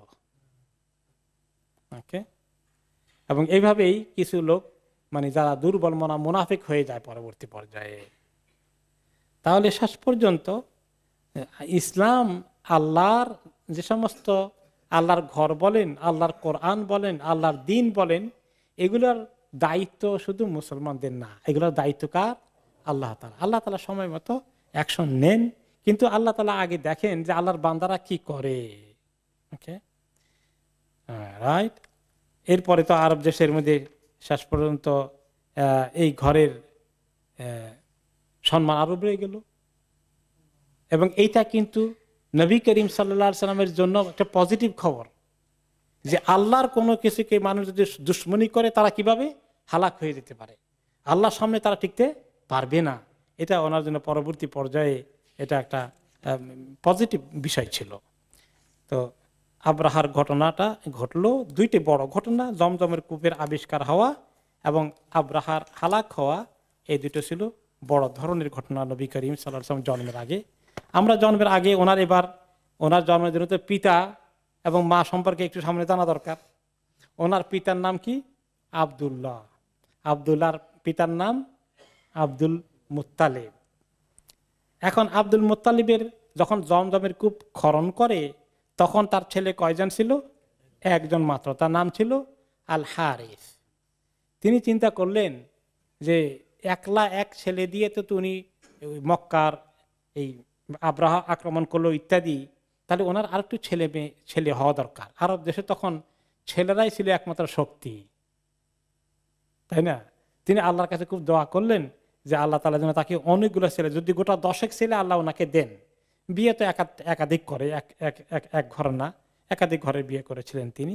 আল্লাহ যদি গোটা 10 ছেলে দেন তাকে, তাহলে তিনি একটাকে কোরবান করে দিবেন, ওকে, যেভাবে ইব্রাহিম আলাইহিস সালাম তার সন্তানকে কোরবান করার জন্য উদ্যত হয়েছিলেন বা উদ্যোগ নিয়েছিলেন। তো পরবর্তী পর্যায়ে ঠিকই আল্লাহ তাআলা ওনাকে সন্তান দিলেন। হারিসের খবর তো আছে। এরপর আরেকটা ছেলে ছিল আজ-জুবাইর, আরেকজন ছিল আবু লাহাব, আব্দুল উজ্জা, এই আব্দুল মুত্তালিবের ছেলে। তার টাইটেল আবু লাহাব, তার নাম হচ্ছে আব্দুল উজ্জা। তাহলে আব্দুল মুত্তালিব যে মূর্তি পূজা করেছেন তার প্রমাণ হলো কি ছেলের নাম কি? আব্দুল উজ্জা। আর ওই ছেলের পরিচয় আমাদের কাছে কি? আবু লাহাব। 4 নম্বর ছিল আল মুকাওয়াম, 5 নম্বর ছিল দেরার, 6 নম্বর ছিল আবু তালেব। আর 7 নম্বর ছেলে জাহাল, 8 নম্বর ছেলে আব্দুল্লাহ, 9 নম্বর ছেলে হামজা, হামজা রাদিয়াল্লাহু আনহু কথা মনে আছে। 10 নম্বর ছেলে আল আব্বাস রাদিয়াল্লাহু আনহু, আব্দুল্লাহ ইবনে আব্বাসের পিতা। সবার চেয়ে ছোট ছিলেন আব্বাস রাদিয়াল্লাহু আনহু। ওকে, এখন 10 জন তো হয়ে গেছে। আব্দুল মুত্তালিব তো এখন মানত করেছে, 10 জন ছেলে হয়ে গেলে একজনকে সে কোরবানি করে দিবে। এখন তো সে মানত তো ঠিক রাখতে হয়, মানত পূরণ করা তো বড় গুরুত্বপূর্ণ। এটাও তারা ইব্রাহিম আলাইহিস সালামের জামানা থেকে শিখে আসছে, কোনো মানত করলে এটা পূরণ করতে হয়। এখন সে ছেলেদেরকে নিয়ে একদিন বসলো, বসে বললো যে বাবারা জানো তো আমি তো এইরকম একটা মানত করেছি, এখন আমি কি করব। তারা দেখলো যে বাবাকে থামানোর চেষ্টা করলো যে না দেখেন না কোনো কিছু করি, এটা অ্যাভয়েড করা যায় কি না। কিন্তু কিছুতেই তিনি এক কথার মানুষ, তিনি আল্লাহর সঙ্গে বিশ্বাসঘাতকতা গাদ্দারি করবেন না, কথা পূরণ করবেন। কাকে এখন তিনি কোরবানি করবেন, তোমরা পরামর্শ করে আমাকে পরামর্শ দেয় কাকে চুজ করব। তখন বলা হলো যে এক কাজ করো সবাই মিলে, যে লটারির মতো ড্র করেন, নাম লেখেন, যার নাম উঠে তার নামেই আর নিতে হবে, এসে কিছু করার নাই। তখন তার নাম লিখে একটা কাগজে নিয়ে যাওয়া হয়ে গেল। ওখানে মক্কা ঘরে কিছু পুরোহিত ছিল, তাদের কাছে দিলে তারা এই গণকরা একটা পদ্ধতি আছে লটারির মতো বা ইয়ের মতো, সেখানে তারা দিয়ে যার নামটা ঘুরে আসে তার নাম নেওয়া হবে। এখন নাম যখন উঠাতে আসলো, সেই আব্দুল মুত্তালিবের সবচেয়ে প্রিয় ছিল আব্দুল্লাহ। সে অপূর্ব ছোটকাল থেকে বড় বৈশিষ্ট্যের অধিকারী ছিল, খুব মায়াবী ছিল, এই নামটাই চলে আসলো। এবং যখন নাম দিতে সে যায়, কোন ঐতিহাসিক রেওয়াজে আসছে, সেখানে মনে মনে কইতো লা ইনসুরিফা আন আব্দুল্লাহ ফা আনা বিখাইর, খালি কোন রকমে আব্দুল্লাহর নামটা না উঠলে হয়েছে, আমি আর আমার কোনো চিন্তা নেই, যে কোনো একটা উঠুক, খালি আব্দুল্লাহর জন্য আল্লাহ বাঁচাই দেয়। কিন্তু ফাখারাজ আল কাদহ আলা আব্দুল্লাহ, এখন আব্দুল্লাহ নামে উঠে গেছে। যখন আব্দুল মুত্তালিব দেখলে কিছু তো করার নাই, অনেক চেষ্টা তো করলাম, তামান্নাও করলাম, এখন সে খঞ্জর নিয়ে এসেছে বাইতুল্লাহ, ওখানে আব্দুল্লাহকে জবাই করবে।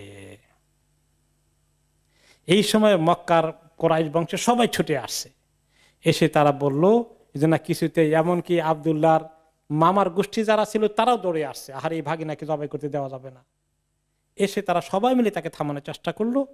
আব্দুল মুত্তালিব বলেন ফাকাইফা আসনাউ বিনাযরি, আমি তো এটা মানত করছি, কেমনে আমি মানত থেকে সরে আসবো, এটা তো আমি করতে পারি না। তখন তারা বলল যে এখন তাহলে একজন আলেমের কাছে যাইতে হয়, তাহলে ফয়সালা আছে কিনা দেখেন। আলেম তো হলো কি গণক, হেজাজ এলাকায় গণক একজন আছে, এই বড় আলেম, তার কাছে চলেন। হেজাজ বলতে তখন হয়তো জেদ্দা এদিকে বোঝানো হয়েছে। তখন তার কাছে গেল, গিয়ে তার কাছে কিছু মাসালা জিজ্ঞাসা করলো, কি করতে পারি, এই যেটা করেছি আমি মানত করেছি, এটা থেকে এর কোনো বিকল্প সমাধান শরীয়ত মতো আছে কিনা।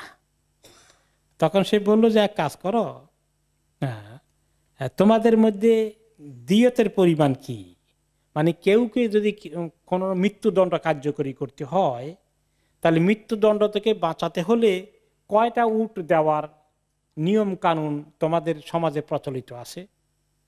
মনে করে একজন একজনকে খুন করেছে, খুনের বদলায় আইদার খুন হবে, নতুবা রক্ত কি বলে এটাকে, রক্তপণ দেবে। সেটা পরিমাণ কত? বলে যে 10টা উট। কথা 10টা উট আর বিরাট একটা পাল্লা বানাও, দাঁড়ি পাল্লা, বড় করে একটা পাল্লা বানাও, এক পাল্লাতে আব্দুল মুত্তালিবের নাম উঠাও, ওকে। তারপরে আরেকটা বা অথবা পাল্লা না বানিয়ে ওই যে তাদের আছে যেখানে তারা গণকদের কাছে গিয়ে মক্কায় নাম লেখায়, সেই জায়গায় 10টা উটের লেখে কাগজের মধ্যে দাও, 10টা উট দিয়ে দাও। যদি দেখা যায় সেখানে এই যে 10টা উটের পরিমাণ ভারী হয়ে গেছে পাল্লার মতো আব্দুল্লাহর তুলনায়, তাহলে সেখানে তোমরা 10টা উট কোরবানি করে দাও, তার পরিবর্তে এটা রক্তমূল্য হয়ে যাবে। আর যতক্ষণ না হয় ততক্ষণ আরো 10টা দাও, 20টা হলে না আরো 10টা দাও। এভাবে করতে করতে যতক্ষণ না হয়েছে ততক্ষণ 10টা করে দিতে থাকবা। এক পর্যায়ে যখন 100টা দেওয়া হলো তখন গিয়ে দেখা গেল যে পাল্লা ভারী হলো। তার মানে 100টা দিলে আর তাকে জবাই করতে হবে না। তো তখন আব্দুল মুত্তালিব রাজি খুশি হয়ে 100টা উট জবাই করে দিলেন, আব্দুল্লাহকে বেঁচে গেলেন আব্দুল্লাহ, এবং এই গোশতটাকে পরবর্তী পর্যায়ে ভাগ করে দিলেন, সমস্ত মানুষের জন্য অ্যালাউ করলেন, এবং পশু পাখিকে বনে জঙ্গলে পাহাড়ের মধ্যে অনেকগুলো ছিটিয়ে ফেলে দিয়ে আসলেন। এই আব্দুল্লাহ বেঁচে গেলেন। এরপরে আব্দুল্লাহ বড় হয়েছেন। এখন আব্দুল্লাহকে বিয়ে করানোর জন্য আব্দুল মুত্তালিব মনস্থ করলেন কোথায় বিয়ে করাবেন।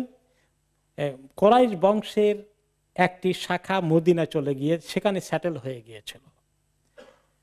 তো ওখানে একজন ভালো পরিবারের একটি মেয়ে আছে আমেনা, এই খবর তারা জানতেন।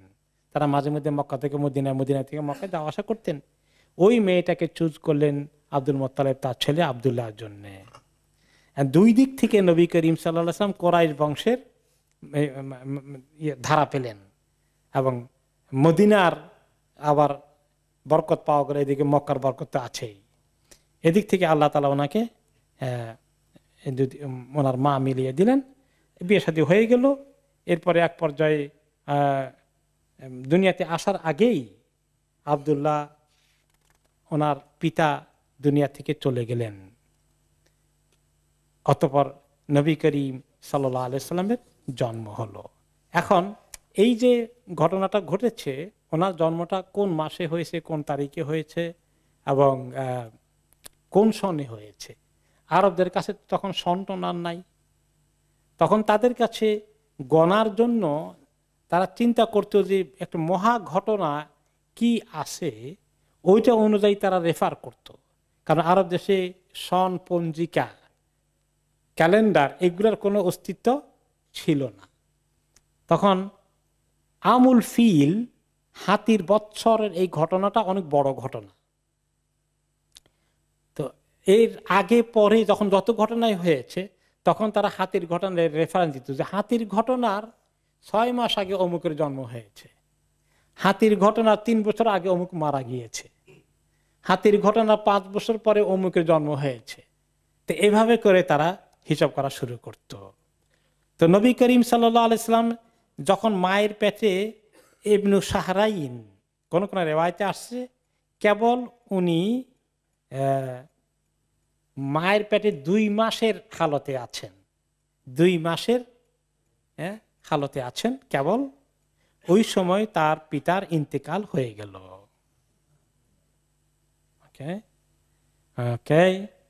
ইবনুল কাইয়িম রাহমাতুল্লাহ আলাইহি, ইমাম ইবনুল কাইয়িম বলেন ওয়াখতুলিফা ফি ওয়াফাত আবিহি আব্দুল্লাহ। এটা নিয়ে একটা যেমন 2 মাসের খবর এসেছে, আবার কোন কোন জায়গায় কেউ কেউ বলেছে যে ওনার জন্মের পরে আব্দুল্লাহ মারা গেছেন।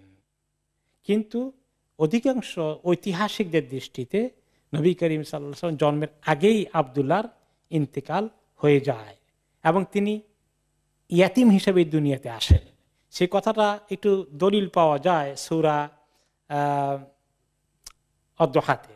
আল্লাহ তাআলা কি বলেছেন, আলাম ইয়াজিদকা ইয়াতীমান ফাআওয়া, আল্লাহ কি আপনাকে পান নাই এতিম হিসাবে, মানে আপনি কি দুনিয়াতে এতিম হিসাবে আসেননি, তখন আল্লাহ তাআলা আপনাকে জায়গা করে দিয়েছেন আব্দুল মুত্তালিবের কোলে, তারপরে আবু তালেব দায়িত্ব নিয়েছেন। এগুলো আসছে ওয়াতুফি আব্দুল্লাহ ওয়ালিদুর রাসূল সাল্লাল্লাহু আলাইহি সাল্লাম আন 25 সানাতান।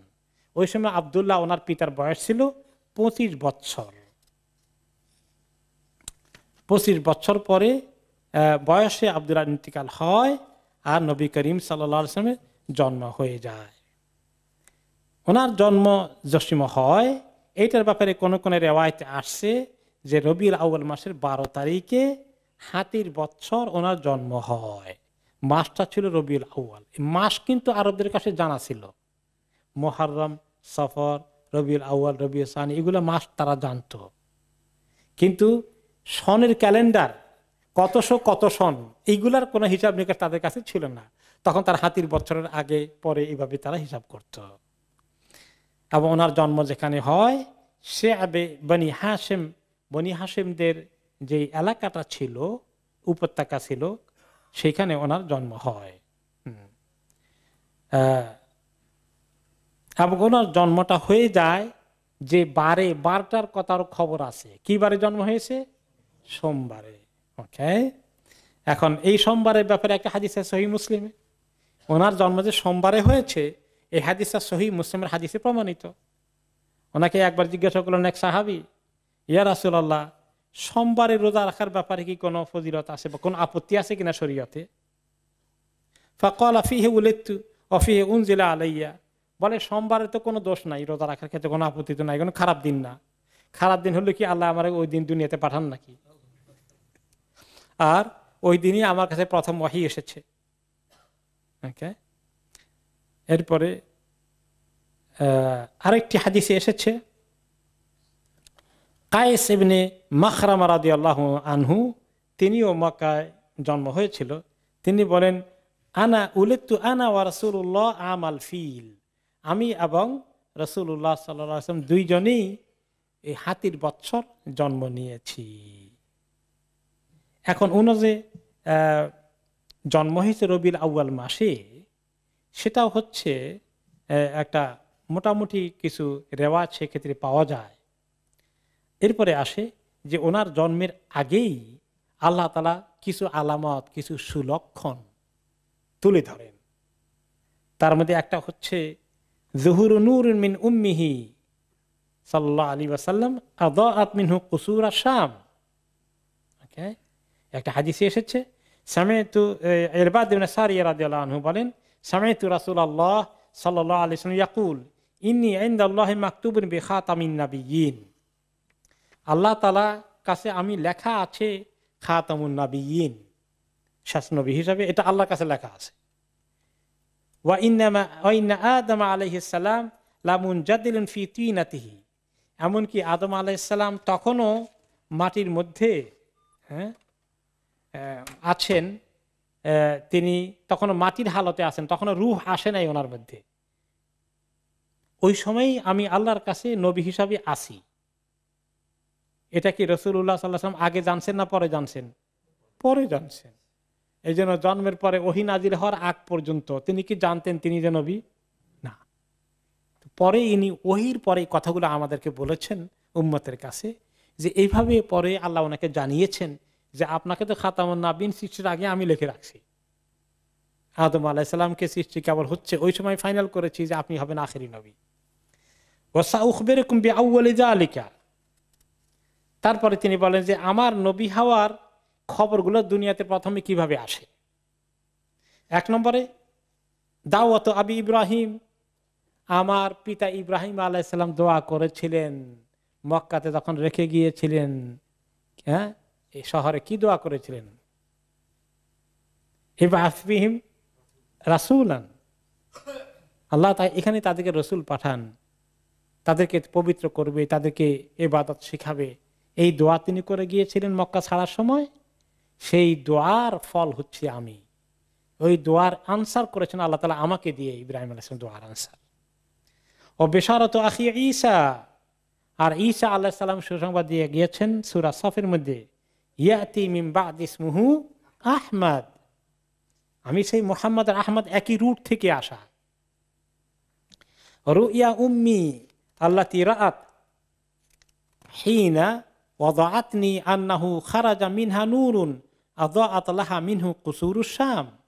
আমার মা যখন আমাকে যেই মুহূর্তে প্রসব করছেন, জন্ম দিচ্ছেন, তিনি দেখতে পেলেন তার পেট থেকে এত নূর বের হয়েছে, এবং সেই নূরের আলোকে আমার মা দেখতে পেয়েছেন যে শাম দেশের প্রাসাদগুলো জ্বলজ্বল করছে ওই নূর দ্বারা। এত দূর পর্যন্ত দেখা যাচ্ছে নূর এত আলোকিত হয়েছে। একটি হাদিসে এসেছে, সাহাবায়ে কেরাম রাদিয়াল্লাহু আনহুম ওনাকে নবুয়তের পরে জিজ্ঞেস করেছিলেন, ইয়া রাসূলুল্লাহ আখবিরনা আন নাফসিক, আপনার ব্যাপারে, আপনার ব্যক্তিগত ব্যাপারে আমাদের কিছু বলেন, আপনার খোঁজ খবর কিছু দেন না, কিভাবে দুনিয়াতে আসার কারণ ইত্যাদি। তখন তিনি বললেন, আমার খবর তো হচ্ছে দাওয়াত আবি ইব্রাহিম, ইব্রাহিম আলাইহিস সালাম আমাদের দোয়া করেছিলেন তার আনসার। বসরা ঈসা, ঈসা আলাইহিস সালামের সুসংবাদ, ও রাআত উম্মি হিনা হামালাত বি। আর এই রিওয়ায়াতে আসছে মা জন্মের সময় না, জন্মের আগেই যখন পেটে ধারণ করেছিলেন মা, তিনি স্বপ্নে দেখলেন হামালাত। এটা বাস্তবে দেখা না, এখানে আসে স্বপ্নে দেখেছেন আন্নাহু খারাজা মিনহা নূরুন আদাআত লাহু বুসরা ওয়া বুসরা মিন আরদি শাম। আমার মার পেট থেকে এমন নূর বের হয়েছে যে নূর বসরা এলাকায়, যেটা হয়তো বা এখন বসরা বলে শাম ইরাকের, ওই জায়গার এলাকার বাড়িঘর বালাখানাগুলো পর্যন্ত দেখা যাচ্ছে। ইমাম ইবনে কাসির রাহমাতুল্লাহ আলাইহি, তিনি সিরিয়া দেশের লোক ছিলেন। তিনি বলেন শাম দেশের কথা কেন স্পেশালি সিরিয়ার কথা উল্লেখ করা হয়েছে, কারণ নবী করিম সাল্লাল্লাহু আলাইহি ওয়াসাল্লাম এর এই শাম অনেক নবীদের দেশ, ফিলিস্তিন সহ। আর এই পৃথিবীতে ইসলামের যখন শেষ দিনগুলো আসবে, শেষ দিনে ইসলামের দুর্গ কোথায় হবে? শাম এলাকায়, কিয়ামতের আগে। হযরত ঈসা আলাইহিস সালাম কোথায় নাজিল হবেন? শাম দেশে। আর মক্কা মদিনা ছাড়া, এই শাম ছাড়া বাকি দুনিয়াটা কি হবে? সমস্ত দাজ্জালের পদচারণায় চলে আসবে। সেখান থেকেই দাজ্জালের বিরুদ্ধে জিহাদ শুরু করবেন ঈসা আলাইহিস সালাম এবং ইমাম মাহদী। এই জন্য ওই দেশটাকে দেখানো হয়েছে, এই নবীর আখিরি উম্মতেরা ইসলামের কেন্দ্র সেখানে বানাবে। এই জন্যে আরেকটি রিওয়ায়াত এসছে,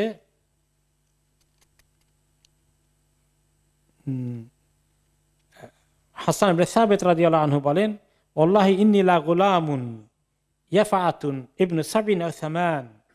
হাসান ইবনে সাবিত রাদিয়াল্লাহু আনহু একজন সাহাবী, তিনি মদিনার বাসিন্দা। তিনি বলেন যে আমার বয়স যখন 7 কি 8, আর আমি তখন প্রায় কৈশোর থেকে যৌবনে পদার্পণ করা, মানে কিশোর বয়সে আছি, এখনো যৌবনে যাই নাই। আকিলু কুল্লামা সামি'তু, আমি তখন যা কিছু শুনি আমি বুঝতে পারি। ইয সামি'তু ইয়াহুদিয়ান ইয়াসরাখু বিআলা সাউতিহি আলা উতুমিন বিয়াসরিব। আমি একদিন শুনতে পেলাম মদিনায়, তিনি তো মদিনার বাসিন্দা, মদিনার কিছু ইহুদি ছিল, মদিনার ইহুদিদের কেউ কেউ জানতে পেরেছে যে আখিরি নবী আসার টাইম হয়ে গেছে। একদিন চিৎকার করে, একটি দুর্গের উপরে একজন ইহুদি চিৎকার করে বলছে, ইয়া মাশারা ইয়াহুদ, হে ইহুদি সম্প্রদায়, তোমরা সবাই জমায়েত হও। হাত্তা ইযা ইজতামাউ ইলাইহি ক্বালু লাহু ওয়াইলাকা মা আলাক। সবাইকে জমায়েত করছে, যখন সবাই বলে যে কি হয়েছে তোমার, কেন ডাকছো আমাদেরকে, তোমার তো কোনো বিপদ আপদ দেখি না। বিপদ আপদ দেখলে মানুষের চিৎকার করে। ক্বালা তালা আল্লাইলা নাজমু আহমাদা আল্লাযী উলিদা বিহি। সেই ইহুদিটা বলছে, আজকে রাত্রে আহমদের নূর দেখা গিয়েছে, সে দেখতে পেয়েছে। আহমদ হচ্ছেন ইয়াতি মিন বাদ ইসমুহু আহমদ, এই কথা তাওরাত এবং ইনজিলে আছে। সে, তার জন্ম হয়ে গেছে আজকে রাত্রে, আমি তোমাদেরকে খবর দিচ্ছি। কোথায় হয়েছে আর জানেন না সে, কিন্তু তার দুনিয়াতে আগমন হয়ে গেছে, সে একটা নূর দেখতে পেয়েছে। আরেকটি হাদিসে এসেছে, ওকে, লাম্মা আন আমিনা বিনত ওয়াহাব বিন উম্মি রাসূল সাল্লাল্লাহু আলাইহি ওয়াসাল্লাম আনহা ক্বালাত সুম্মা ওয়াদাতুহু। আমিনা রাদিয়াল্লাহু, আমিনা ওনার মা বলছেন যে আমি যখন আমার সন্তানটাকে প্রসব করেছি, ফামা ওয়াকা কামা ইয়াকাউ সিবিয়ান, সে আর বাকি বাচ্চাদের মতো 10টা বাচ্চা যেভাবে আসে এরকম করে আসে না দুনিয়াতে। ওয়াকা ওয়াদিআন ইয়াদাহু বিল আরদ রাফিআন রাসাহু ইলা সামা, মার পেট থেকে এভাবে আসছে, জমিন হাতটা এমনি করে বের হয়েছে, আর মাথাটা তার উঁচু করে আকাশের দিকে এভাবে আসছে। সে, উনি আসছেন দুনিয়া থেকে এভাবে। বাচ্চারা তো পা দিয়ে আসে, তিনি এভাবে মাথা দিয়ে এসেছেন, জমিনে পড়েই হাত দুটো এইভাবে সেজদার হালতে আর উঁচু আকাশের দিকে তিনি তাকিয়েছেন।